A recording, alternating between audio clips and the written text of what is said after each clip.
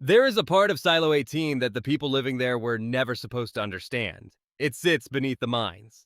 George found evidence of it. Lucas eventually reached it. The algorithm knows about it.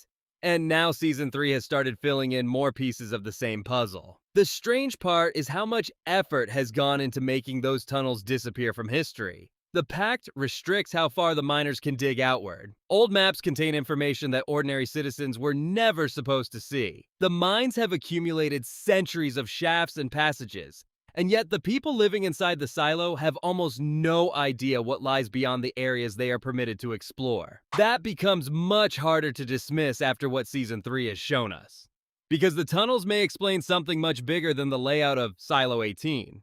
They may explain why the silos were built in the first place, and they may connect directly to the technology that destroyed the world above them.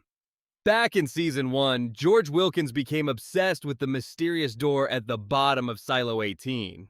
He had seen it on old schematics, and the fact that it existed was already strange enough.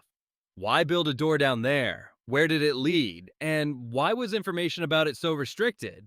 By the end of Season 2, Lucas reached that location himself. He discovered that the tunnel was connected to something far more important than an abandoned piece of infrastructure. The algorithm was aware of the location, and Lucas was warned about what would happen if he revealed what he had seen. That alone tells us the tunnel was never an accident. Season 3 has added another piece. Early in the season, Ed Harwood explains how much mining has happened beneath the silo over hundreds of years. He also points out that the Pact prevents miners from extending their work too far outward. That restriction sounds mundane until you remember what the show has already established. People in Silo 18 have spent generations digging underground. They know the mines. They know the shafts. They know how much space exists beneath their own community. Yet there is a boundary they are forbidden to cross. And nobody seems to know why. That is exactly the kind of rule that becomes interesting in Silo, because the original reason behind a rule can disappear while the rule itself survives. Quinn's history already showed us how deliberately information could be erased. Records were destroyed. Memories were altered.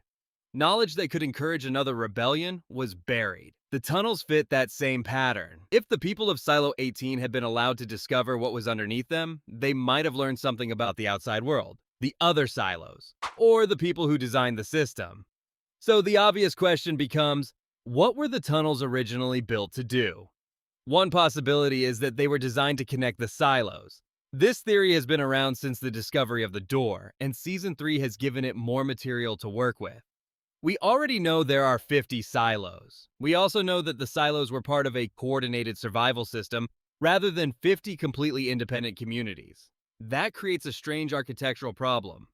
If the founders wanted every silo isolated, why create underground infrastructure that appears to extend beyond the normal boundaries of a single silo? And if the tunnels were never intended to connect the silos, why does the show keep drawing our attention to them? There is another possibility. The tunnels may have connected individual silos to a central facility. Silo 1 has always been the obvious candidate. The algorithm appears to operate across the entire network. The rules imposed on different silos are connected. Safeguard can be deployed against individual populations. Someone or something has been monitoring these communities for generations. That suggests a system with communication and control built into it. A central hub would make sense, but there is an important detail here. The tunnels might not have been designed primarily for people. They could have been part of the infrastructure that allowed the entire system to operate. That possibility becomes much more interesting when we consider what Season 3 has revealed about the original purpose of the silos. In the Before Time storyline, Helen and Daniel learned that the Silo Project was created as protection against catastrophic threats, including dangerous nanotechnology. That changes how we should interpret almost everything we have seen underground. The silos were never simply bunkers built because the world became unpleasant. They were part of a plan to preserve humanity through an extinction-level technological threat. And suddenly, the mysterious tunnels have another possible purpose: containment. If the danger came from nanotechnology, controlling movement between underground populations would have been extremely important. The silos needed to remain separated. People could not be allowed to wander freely between communities. Information could not spread freely. and the infrastructure connecting different parts of the system would have to be tightly controlled. That gives the Pact's mining restrictions a completely different meaning. Maybe the founders were afraid of what people might discover, but perhaps they were also afraid of what people might accidentally release. That brings us back to the algorithm. The algorithm has spent generations maintaining the boundaries of the silo. It suppresses information. It identifies threats to the system. It manipulates people when necessary. And now we know that the system was designed around a threat involving nanotechnology. So, what exactly is the algorithm protecting? There are two possibilities that stand out. The first is that it is protecting the silos from the outside world. The second is that it is protecting something inside the silo system from the people living there. Those are very different explanations. And Season 3 keeps giving us reasons to consider the second one. The strongest clue may come from the way the show has connected the tunnels to the history of the surface. Solo's memories gave us one of the most disturbing pieces of information in the entire series. The people of Silo 17 did not simply walk outside and immediately die. There was a delay. They were able to exist outside for a period of time before the environment became lethal. Then came the dust. That detail matters because Season 3 has now tied the destruction of the silos to nanotechnology. The danger may not be the air itself. It may be what is moving through it. The gray goo idea introduced in Season 3 points toward a technology capable of spreading through an environment and destroying biological life. If that is what the original catastrophe involved, then the suits, the airlocks, the cleaning process, and the strange rules surrounding the surface all become parts of the same containment system. And that raises an uncomfortable possibility about the tunnels. What if the underground network was designed to control the movement of people and materials during the original disaster? The tunnels could have been emergency infrastructure. They could have allowed workers to move between sealed sections. They could have carried equipment. They could have been used to maintain systems that ordinary residents were never meant to see. Or they could have connected the silos before the founders deliberately sealed them. That last possibility would explain why the knowledge disappeared. If the tunnels originally linked the communities, the founders eventually had a reason to shut them down. The rebellion problem would be one reason. The nanobot threat would be another. A connected network makes it easier for people to communicate, organize, and escape. It also creates a path through which a dangerous contaminant could spread. That would make isolation one of the central principles of the entire silo system. And Season 3 keeps showing us how difficult that isolation has become.